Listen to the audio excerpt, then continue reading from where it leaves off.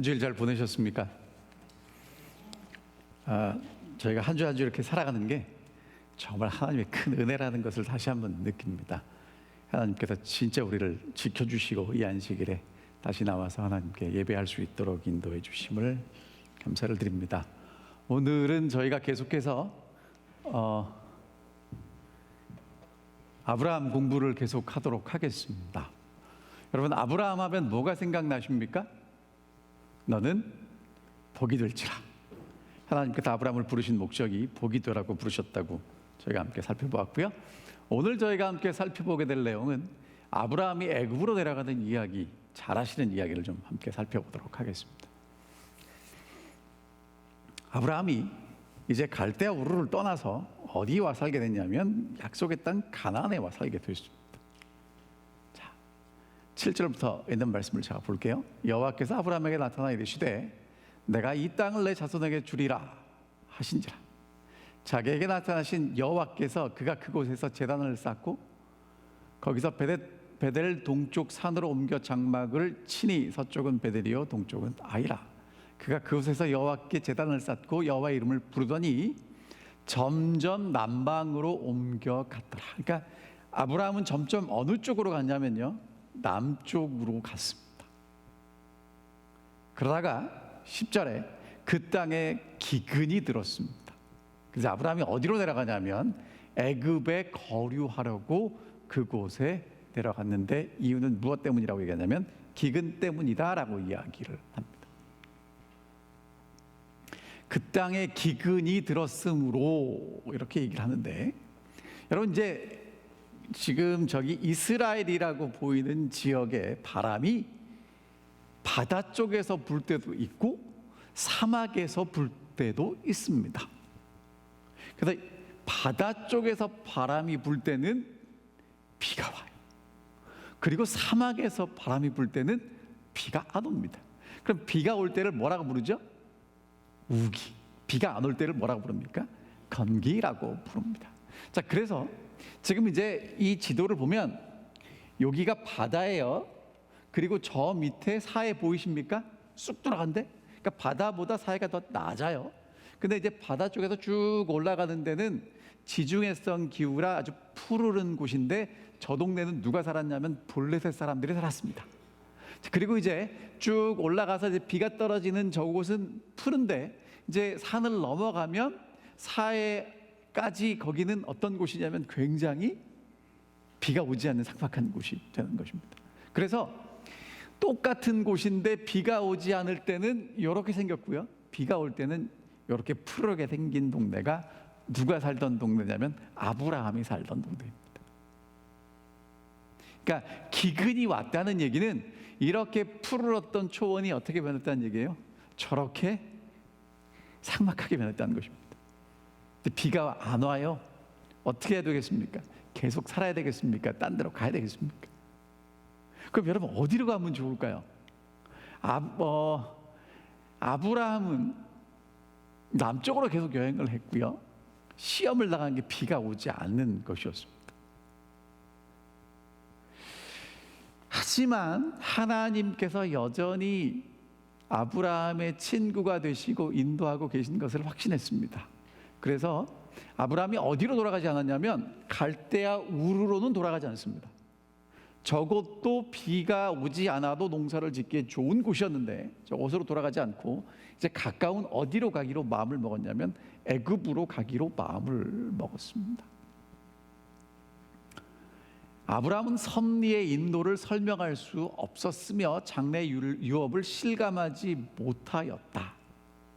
그는 열심히 기도하며 어떻게 그의 백성과 양떼의 생명을 보존하는지 생각하였으나 환경이 하나님의 말씀에 대한 그의 믿음을 뒤흔들도록 허용하지 않았다. 여러분, 그러니까 아브라함이요, 어떻게 됐냐면 기근이 됐다고 하나님에 대한 믿음이 흔들린 건 아닙니다. 갈대아 땅은 양식이 결핍되는 일이 없었지만, 이게 무슨 얘기냐면 원래 나왔던 고향은 양식이 결핍되는 일이 없었던 땅입니다. 그는 될 수 있는 대로 약속의 땅 가까운 곳에 임시로 피난하였다가 하나님께서 그를 두셨던 곳으로 곧 돌아가고자 하였다. 그러니까 가까운데 잠깐 갔다가 오려고 했던 곳이 어디냐면 애굽입니다. 근데 이제 애굽에 가까이 이르렀을 때 아브라함이 사라에게 다음과 같은 얘기를 합니다. 우리는 아브라함이 왜 이랬을까라고 막연하게 좀 답답하게 생각하는데, 여러분 이제 무슨 얘기를 했는지 들어봅시다. 그가 애굽에 가까이 이르렀을 때에 그의 아내 사라에게 말하되 내가 알기에 그대는 아리따운 여인이라. 애굽 사람이 그대를 볼 때 이르기를 이는 그의 아내라 하여 나는 죽이고 그대는 살리리니 원하건대 그대는 나의 누이라 하라. 그러면 내가 그대로 말미암아 안전하고 내 목숨이 그대로 말미암아 보존되리라 하니라. 여러분 이렇게 얘기를 했던 이유가 뭐겠습니까? 그 당시에 왕은 어떤 존재였나요? 왕은요 모든 권한이 다 있는 존재입니다. 특별히 이집트같이 큰 나라의 왕인 파라오는 이렇게 손가락 하나만 까딱하면 한 사람이 죽어요. 아브라함이 무슨 힘이 있어서 바로에게로부터 자기 생명을 지키고 아내를 지키고 가정을 지킬 수 있겠습니까? 자, 그래서 이제 아브라함은요 굉장히 제가 보니까 똑똑한 사람이에요. 정확하게 분석을 했습니다. 내가 알기에 그대는 어떤 여인입니까? 아리따운 여인.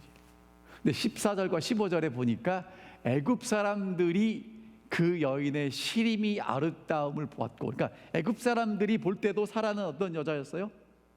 아름다운 여자였고요. 바로의 고관들이 봐도 아름다운 여자였기 때문에 누구 앞으로 끌어들였냐면 바로 앞에 들어갔어요. 그러니까 아브라함이요 인정하는 겁니다. 내 아내는 예쁘고 아름다운 사람이다. 그래서 그 다음 아브라함이 이제 뭘 예상했냐면 나는 죽이고 그대는 살리리니.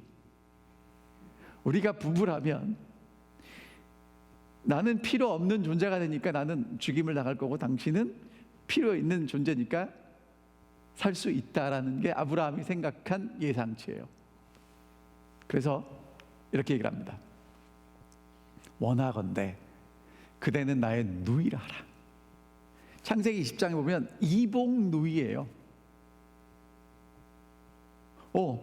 틀린 얘기는 아닙니다. 아브라함이 사라에게 얘기하는 겁니다. 당신 정말 이쁘고 당신 때문에 나는 죽고 당신은 살고 우리 그럴 텐데 그러지 말고 이복 누이니까 누이라고 소개를 합시다. 그러면 당신 때문에 나도 안전하고 생명이 보존되니까 우리 그렇게 합시다. 그래서 사라가 뭐라고 얘기를 했냐면 오케이 했어. 이게 이제 그 얘기입니다. 그러니까 여러분 아브라함은요 어떻게 하면 죽지 않고 살 수 있을까가 굉장히 중요한 문제였습니다. 여러분 지금 한 주일 동안 뉴스를 보셨는데 뭘 보셨습니까? 지금 우한 코로나 바이러스 때문에 사람들이 두려워하는데 뭐가 두려운 건가요? 네? 누가 죽을까 봐 두려운 겁니까? 내가 죽을까 봐 두려운 겁니다. 왜? 이게요 어떻게 확산되는지 속도도 너무너무 빠르고 누가 그 사람 그 감염 됐는지 내가 감염됐는지도 잘 모르잖아요. 여러분 그렇게 두려워하는 우리나 아브라함이 이제 애굽에 내려가면 바로 때문에 아내가 이쁘니까 자기가 죽을까 봐 걱정하는 건 사실은 크게 다르지 않습니다. 자, 그래서 아브라함이요 기억해야 될 게 뭐냐면 하나님이 뭘 주셨어요? 약속을 주셨죠. 내가 땅을 주고 뭘 주겠다? 큰 민족이 되게 해주겠다. 그러면 아브라함과 사라 사이에서 누가 남아야 돼요? 아들이 남아야 되는데 그 약속은 잊어버려진 거예요. 그리고 뭐가 더 중요하냐면 어떻게 하면 내가 살아남을 수 있을지 그게 더 중요해지는 겁니다.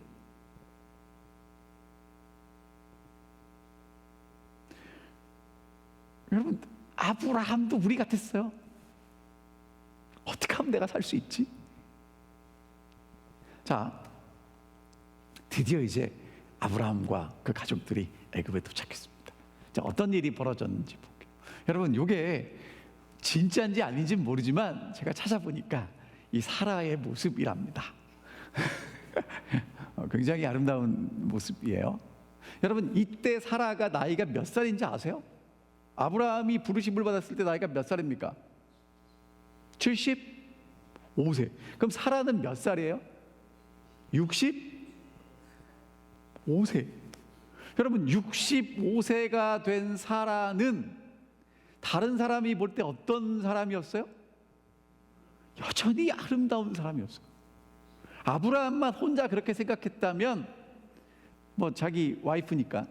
근데 애굽 사람이 봐도 그렇고 바로의 신하들이 봐도 그럴 만큼 아름다운 사람이었어요. 참 놀랍습니다. 그렇죠? 자, 그래서 애굽 사람들이 이 여인의 심히 아름다움을 보았고 바로의 고관들도 그를 보고 바로 앞에서 칭찬했어요. 그러니까 이 여인 사라는 참 이 갈대 우르에서도 아름다웠고 애굽에 가서도 아름답고 아주 아름다운 여인이었습니다. 그래서 이제 이 여인이 바로의 궁에 들어가게 됩니다. 여러분, 이유가 뭐겠습니까? 그러면 바로의 뭐가 되는 거예요? 이제 첩이 되는 겁니다. 그래서 바로의 집에 들어갔어요. 그것 때문에 바로가 아브라함을 후대합니다. 양과 소와 노비와 암수 나귀와 낙타를 얻습니다. 와우. 사라가 얼마나 이뻤으면 후대를 하는데 양도 주고 소도 주고 암수 나귀와 낙타를 줍니다. 그리고 그것을 돌볼 누구까지 줘요? 종들도 줘. 아브라함이 정말 환대접을 받습니다. 여러분, 얘기가 이렇게 끝났으면 얼마나 좋겠습니까? 근데 이렇게 끝나면 돼야 안 돼요? 왜 안 됩니까? 하나님의 약속이 이루어지지 않습니다. 자, 그래서 하나님이 친히 개입하시는 이야기가 그 다음에 소개됩니다. 여호와께서 아브라함의 아내 사레의 일로 바로와 그 집에 큰 재앙을 내리신지라. 바로가 아브라함을 불러서 이르되 내가 어찌하여 나에게 이렇게 행하였느냐? 내가 어찌하여 그를 내 아내라고 내게 말하지 아니하였느냐? 내가 어찌 그를 누이라 하여 내가 그를 데려다가 아내를 삼게 하였느냐? 내 아내가 여기 있으니 이제 데려가라. 이렇게 얘기를 합니다. 자, 하나님이 바로와 그 집에 큰 재앙을 내리셨습니다. 무슨 재앙을 내리셨을까요? 성경에는 안 써 있습니다. 재앙을 내리셨다고 나옵니다. 근데 이 재앙 때문에 바로는 아브라함이 섬기는 하나님을 알게 되었습니다. 그리고 아브라함은 함부로 할 수 없는 존재라는 것을 인식하게 돼요. 이유가 뭡니까? 하나님이 아브라함에게 뭘 주셨어요? 약속을 주시고 아브라함이 그 약속을 믿었다는 그 이유 하나 때문에 바로의 집에 큰 재앙이 내려요. 그리고 바로가, 근데 여러분, 그러면 이제 아브라함도 좀 할 얘기가 있어야 되잖아요. 바로 앞에서는 한마디도 못합니다. 그리고 누구만 얘기해요? 바로만 얘기합니다. 자, 보겠습니다. 어찌하여 나를 이렇게 대접하였느냐? 바로가 하는 얘기죠. 내 아내라고 어찌하여 고하지 아니하였느냐? 어찌 그를 누이라 하여 나로 그를 취하여 아내를 삼게 하느냐? 그러니까 바로만 따다다다다다다 이렇게 누구한테 얘기합니까? 아브라함한테 얘기하고요. 아브라함은 한마디도 못해요. 해요, 못해요? 한마디도 못하고 이렇게 가만히 있고 있어요. 여러분, 이 정도 되면 어떻게 끝나면 될까요? 바로가 지금 재앙을 경험하게 되고 심히 열받았습니다. 그럼 어떻게 하면 되겠습니까? 그냥 일반적인 역사 이야기 보면 다 이렇게 죽이고 끝나거든요. 근데 이제 성경에 이렇게 나와 있습니다. 자, 보여주세요. 아내를 돌려보내고 바로가 사람들에게 그의 일을 명하매 그들이 그와 함께 그 아내와 그 모든 소유를 보내었더라. 어떻게 합니까? 바로가 아내도 돌려보내고 주었던 소유와 함께 애굽에서 나가라고 잘 보내요. 여러분, 이게 잘 이해가 되십니까? 안 되십니까? 이게 잘 이해가 돼야 되는 부분이에요? 안 돼야 되는 부분이에요? 이게 성경에 나와 있으니까 그렇구나 하고 넘어가시지 말고, 지금 바로가 경험한 게 아브라함을 그냥 조용히 잘 내보낼 수 있는 그런 경험입니까? 아니에요. 지금 바로는요, 뭔가 어마어마한 걸 봤어요. 아브라함이 본 것보다 더 어마어마한 걸 봐서 함부로 할 수 없어서 어떻게 하는 겁니까? 그냥 잘 공손히 잘 묻어낸 것입니다. 자, 화이선자 이렇게 얘기합니다. 그는 알지 못하여 그에게 큰 해를 입히려 하였으나 하나님께서 막으시고 큰 죄를 범하는 데서 왕을 구원하셨다. 바로가 잘 몰라서 한 것을 하나님이 막으시고 바로를 구원하셨습니다. 바로는 이 타국인을 통하여 하늘의 하나님이 영화롭게 하는 사람을 보고 그의 나라 안에 그처럼 분명하게 하나님의 은총을 입은 자가 있는 것을 두려워했다. 그러니까 여러분, 아브라함은 바로에게 어떤 존재가 됐습니까? 두려운 존재가 됐어요. 근데 우리는 이 이야기를 읽을 때 뭐에 초점을 맞추냐 하면, 아브라함이 거짓말을 했느니 안 했느니, 여러분 그거 중요합니까? 안 중요합니까? 중요하죠.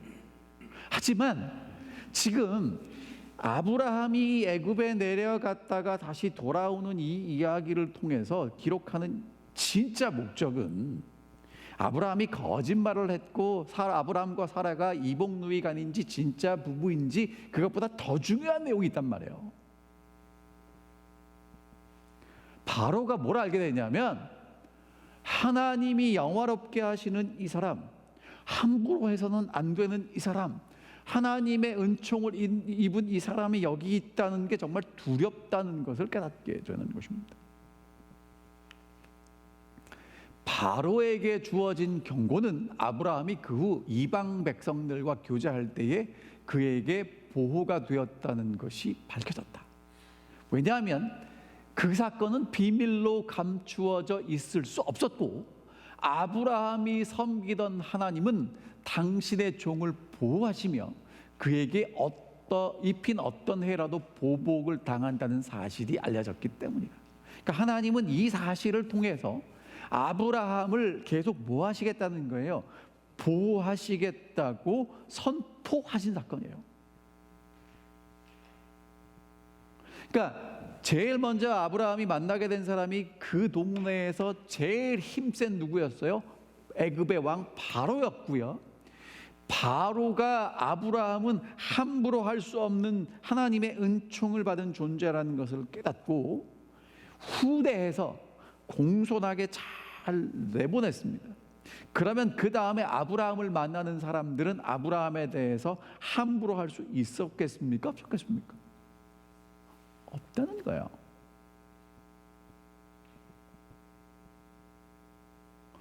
자, 그 다음에요, 이 사건은 이제 화이선지는 이렇게 끝을 맺어요. 아브라함이 가족과 소유를 끌고 애굽에서 나오는 것은 출애굽 사건의 예표인데, 자, 이렇게 똑같습니다. 공식이 기근 때문에 내려가서 애굽에서 어려움을 당하고 하나님이 재앙을 보내시기 때문에 큰 소유를 이끌고 나옵니다. 아브라함이 그랬죠. 야곱과 그의 가족들이 기근 때문에 들어가서 잘 살다가 노예 생활을 하는 어려움을 당했고 하나님이 열재앙을 보내시면서 마지막에 큰 소유를 끌고 재물을 끌고 애굽에서 나오는 똑같은 예표를 보여주신다고 하는 것입니다. 자, 그러면 여러분, 이 이야기가 이렇게 끝나면 안 되고요. 우리는 좀 생각해 봐야 됩니다. 뭔가 좀 이상한 게 있어요. 뭐가 이상합니까? 발견하셨습니까? 발견 못하셔도 괜찮습니다. 제가 뭐가 이상한지, 여러분 이 창세기 12장에 아브라함이 애굽에 내려가는 사건, 이 사건을 읽으면서 하나님이 그렇게 인도하셨구나, 보호하셨구나 그러고 끝나시면 안 되고요. 좀 이상한데 라고 생각을 한 번쯤은 하고 끝나셔야 돼요. 근데 뭐가 이상한지 보겠습니다. 누가 잘못했습니까? 아브라함입니까? 바로입니까? 여러분, 바로가 잘못한 게 있어요, 없어요? 누이라고 그래서 첩으로 취했는데 옛날에 왕들이 첩 취하는 게 뭐가 잘못입니까? 바로 잘못한 게 있어요, 없어요? 누가 잘못했어요? 아브라함이 아내인데 이복 누이 동생이니까 누이라고 속인 누가 잘못한 겁니까? 아브라함이 잘못했잖아요. 그럼 재앙은 누가 받아야 돼요? 아브라함입니까? 바로입니까? 잘못한 아브라함이 받았는데 아브라함이 재앙을 받아야 안 받아요? 안 받죠. 그리고 누가 받아요? 바로가 받았다고요. 이상합니까? 이상하지 않습니까? 이상해야죠. 왜 그러지? 질문하셔야죠. 그랬나 보다 하고 넘어가시면 안 된다니까요. 자, 다시요. 분명히 아브라함이 이 아내를 누이 동생이라고 잘못 소개해서 잘못은 아브라함이 했고 첩으로 취한 바로는 아무 문제가 없었고요. 근데 하나님은 재앙을 누구에게 내리세요? 바로에게 내리세요. 아브라함은 멀쩡합니다. 왜 그랬을까? 자, 하나님이 아브라함에게 주신 약속이 뭐예요? 너는 복이 될지라. 너를 축복하는 자에게는 내가 뭐하고? 복을 내리고, 너를 저주하는 자에게는 하나님 뭐 하시겠대요? 저주하시겠대요. 땅의 모든 족속이 너로 말미암아 복을 얻을 것이라. 그러니까 여러분, 아브라함은 어떤 존재가 돼야 돼요? 복이 돼야 돼요. 근데 지금 아브라함이 애굽에 가서 복이 됐습니까? 저주가 됐습니까? 저주가 됐어요. 바로가 알았겠습니까? 몰랐지만 저주가 됐어요. 그래서 하나님이 바로에게 재앙을 내리셨습니다. 아브라함에게 내리시지 않고. 자, 살펴볼게요. 복이 되라고 말씀하셨는데, 여러분, 아브라함의 깊은 것을 깨달은 두 가지가 있습니다. 첫 번째, 아브라함이 하나님께 부르심을 받은 아브라함은 복의 통로가 되어야 한다는 것입니다. 자, 여러분, 아브라함의 자손으로 하나님을 믿고 살아가는 여러분과 제가 감당해야 될 일이 뭐라고요? 복의 통로로 살아가셔야 된단 말입니다. 복이 되셔야 된단 말입니다. 이럴 때 아멘 하셔야 돼요. 예수 믿고 복 받는 것으로 끝나시면 안 되고요.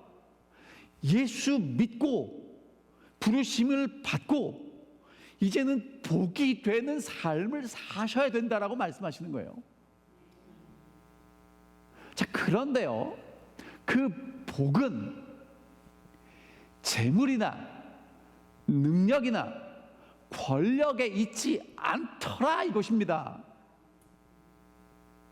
하나님을 신뢰하는 아브라함이 복이더라 이거예요. 자, 여러분 비교해 봅시다. 누가 더 힘이 있어요? 누가 더 돈이 많아요? 누가 더 능력이 있습니까? 바로입니까? 아브라함입니까? 그러니까 세상적인 기준으로 볼 때는 누가 누구에게 복을 줄 수 있어요? 바로가 아브라함입니까? 아브라함이 바로입니까? 바로가 아브라함이죠. 그러나 하나님이 뒤에 계시다면 누가 복이 되는 거예요?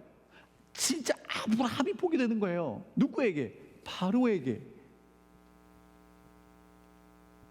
오늘 하나님이 여러분과 제게 기대하시는 게 뭐냐면 하나님의 축복의 통로로 살라는 것입니다. 만나는 사람들에게 복이 되라고 말씀하세요. 사람들을 만나서 복 받으려고 하지 말고, 복은 누가 준다는 거예요? 하나님이. 데카추마, 만나는 사람들에게 뭐가 되라? 복이 되어라, 그렇게 말씀하시는 것입니다. 자, 그 다음 거 볼게요. 세상의 기준에서 복은 돈을 소유하고 권력을 소유하고 무력을 소유하는 게 복이에요. 근데 하나님의 기준에서 복은 하나님의 언약을 지키는 사람이 복이에요. 하나님의 언약을 신뢰하는 사람이 복이에요. 실제로 애굽에 재앙이 내렸을 때 그 재앙이 누구 때문에 해결되냐면 아브라함 때문에 해결됩니다. 하나님이 여러분과 제가 이 세상에 그런 복이 되기를 원하죠. 진짜 하나님을 신뢰하는 사람들로 살기를 원하십니다. 그러니까 여러분과 제가 정말 하나님께 구해야 될 것이 있다면, 여러분 마태복음 6장에 뭐라고 말씀하셨어요?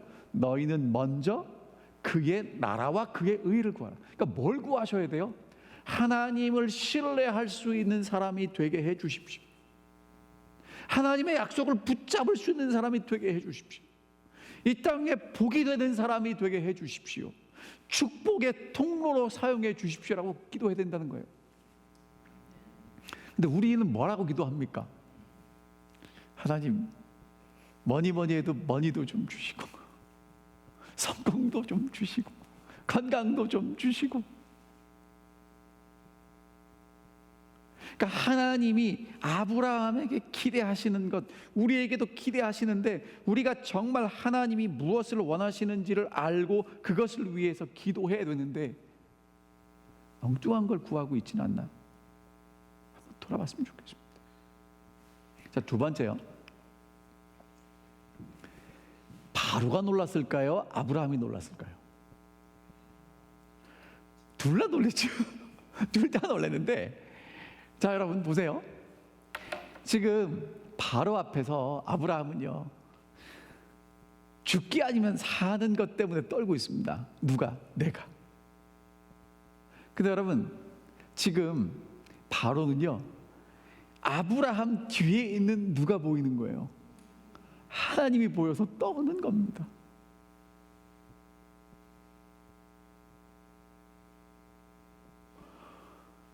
제가 볼 때는 둘 다 놀랐습니다.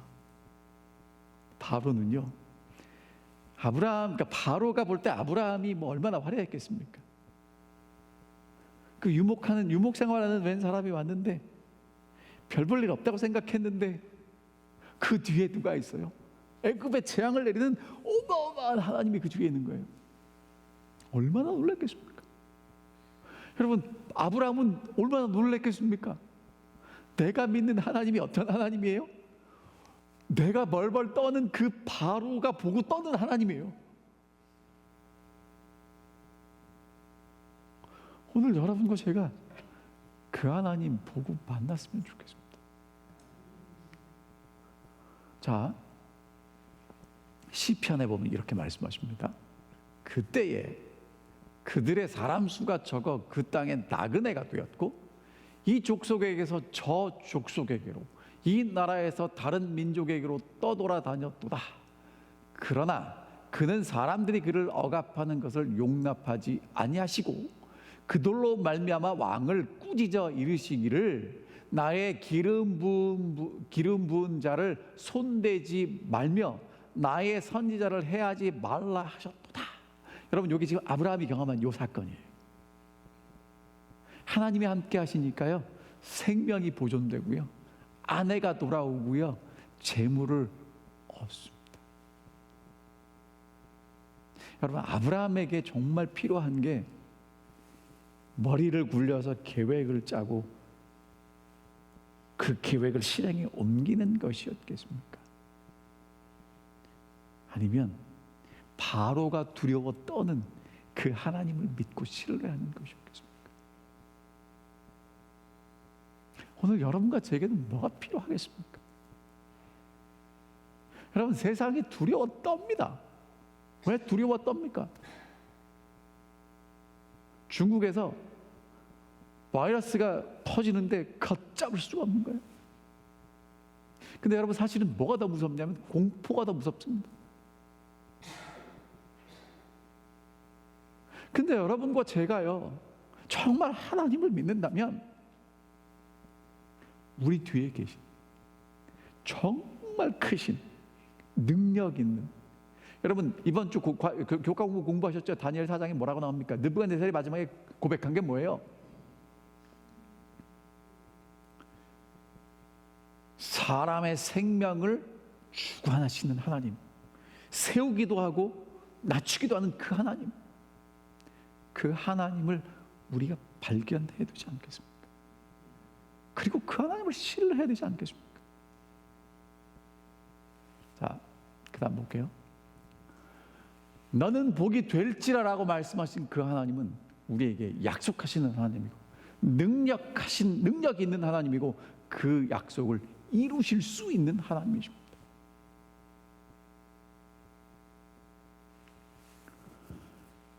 부조와 선지자에 있는 말씀 좀 읽어드릴게요. 하나님께서는 항상 고난의 풀무를 통해 당신의 백성들을 시험하셨다. 그리스도인 품성의 순금에서 찌꺼기가 제거되는 것은 풀무의 열을 통해서이다. 예수께서는 그 시험을 주목하신다. 그분께서는 그것이 당신의 사랑의 광채를 반사할 수 있도록 그리스도인 품성의 귀금속을 정련하기 위하여 필요되는 것이 무엇인지를 아신다. 그러니까 하나님께서 우리에게 시련을 허락하시는 이유가 뭐예요? 제가 밑줄 그었죠. 하나님의 사랑의 광채를 뭐 하는 것입니까? 반사. 우리 보고 뭘 하라는 게 아니에요. 찌꺼기가 제거되고 하나님의 사랑의 광채, 하나님의 영광이 반사되는 것을 원하신단 말이에요. 하나님께서는 세밀하고 엄격한 시험으로서 당신의 종들을 훈련하신다. 그분께서는 당신의 사업을 발전시키는 데 사용할 수 있는 역량을 가진 어떤 사람들을 보시고 이들을 시련에 처하게 하신다. 그리하여 그분께서는 당신의 섭리 가운데서 그들의 품성을 시험하시며 그들 자신들은 알지 못했던 결점과 약점을 드러내는 위치로 그들을 이끄신다. 하나님이 하시는 게 뭐예요? 결점과 약점을 덮어주시는 게 아니고요, 드러내신답니다. 그러니까 우리를 시험하시는 건 뭐냐면 우리 죄는 덮어주시지만 약점과 결점은 뭐 하세요? 드러내셔요. 그 다음에 그분께서는 이 결점들을 시정하고 당신을 위한 봉사에 그들 자신을 적합한 자가 되게 할 수 있는 기회를 주신다. 그분은 그들에게 그들 자신의 연약함을 보이시고 당신을 의지하도록 가르치신다. 왜냐하면 그분만이 그들의 도움과 보호자가 되시기 때문이다. 이리하여 그분의 목적은 달성된다. 그럼 여러분, 하나님이 목적하신 게 뭐예요? 연약함을 보고 누구를 의지하는 것입니까? 하나님을 의지하는 게 하나님이 목적하신 거예요. 할 수 있습니까? 없습니까? 여러분, 다른 건 몰라도 연약한 사람이 연약하다는 것을 깨닫고 인식하고 하나님을 의지하는 건 할 수 있어요, 없어요? 그건 할 수 있어요. 그걸 원하신단 말이에요. 그래서 우리가 연약함을 인식하고 하나님을 의지할 때 하나님의 사랑의 영광의 광채가 어떻게 되는 거예요? 우리를 통해서 반사되는 거예요. 자, 그 다음에요, 능력이 그들에게 주어진 그 큰 목적을 성취하기 위하여 그들은 교육과 연단과 훈련을 받으며 준비된다. 그러니까 하나님이 여러분과 저를 뭐 하신다고요? 연단시키시고 교육하시고 훈련하신다는 것입니다. 하나님께서 그들을 불러 활동하게 하실 때 그들은 준비가 되므로 지상에서 성취하여야 할 사업을 행함에 있어서 하나님의 천사들이 그들과 연합할 수 있다. 그러니까 우리가 준비되면 하나님의 천사들이 우리가 연합해서 하나님이 원하시는 것을 이루신다는 거예요. 자, 요약하면 이렇습니다. 애굽에서 연단을 하나님이 시키시는 건 뭐냐면 결점, 약점들을 드러내시고 하나님이 고치시는 것입니다. 하나님이 고치시는 건 뭐냐면 연약함을 인식하고 누구를 의지하는 거예요? 하나님을 의지하는 게 우리를 고치시는 거예요. 그러니까 여러분, 그리스도께 가까이 가면 갈수록 아브라함이 깨닫는 게 뭘까요? 나는 연약하다. 하나님은 강력하다. 오늘 여러분과 제가 정말 예수님이 다시 오심을 바라보면 바라볼수록 무엇을 고백해야 되겠습니까? 우리 하늘아버지는 능력이 있으시다. 근데 나는 어떻다? 능력이 없다. 나에게는 누구밖에 없다. 하나님밖에 없다. 라고 고백해야 되지 않겠습니까? 하나님이 아브라함을 복이 되라고 부르셨습니다. 자, 저희가 이제 다음 시간에 뭘 살펴볼 거냐면 여러분, 다시 기회를 주시잖아요. 그래서 창세기 13장에 가서 아브라함이 또 다른 이런 위기가 왔을 때 무슨 선택을 하냐면 하나님의 약속을 붙잡는 선택을 해요. 그러니까 오늘 여러분과 제가 이런 시련을 통해서 우리의 연약함을 깨닫고 하나님을 의지하는 것을 정말 배워야 하고요. 배우는 것으로 끝나는 게 아니라 그 다음에 그런 위기가 올 때 무엇을 선택해야 돼요? 하나님을 의지하는 것을 선택하는 그 선택을 하도록 하나님이 우리를 준비시키시는 겁니다. 준비가 안 되면 어떻게 돼요? 똑같은 걸 계속 반복하는 것입니다. 하나님은 아브라함을 복으로 부르셨습니다. 너는 복이 될지라. 오늘 여러분과 제가 하나님의 복이 되기를 원하십니다. 애굽으로 보내신 건요, 하나님이 괜히 보내신 게 아닙니다. 아브라함에게 반드시 있어야 될 일이었습니다. 하나님에게 있어서 중요한 건 아브라함이 거짓말을 했느냐 안 했느냐보다 더 중요한 게 자신의 연약함을 깨닫고 하나님을 신뢰하느냐 신뢰하지 않느냐였어요. 오늘 여러분과 저도 마찬가지입니다. 누가 무엇을 더 하고 얼마나 의롭고 얼마나 정직하고 중요합니다. 하지만 오늘 여러분과 정말 제가 하나님 앞에서 나의 부족함과 연약함을 있는 그대로 인정하고 하나님을 의지하는 그리스도인으로 살아간다면 하나님께서 아브라함이 복이 되게 하신 것처럼 여러분과 제가 복이 되도록 축복하시고 인도하시고 사용하실 것입니다. 그렇게 충성하는 아브라함의 후손들로 충성하는 우리 모든 성도님들이 되시기를 바라면서 말씀을 드리겠습니다.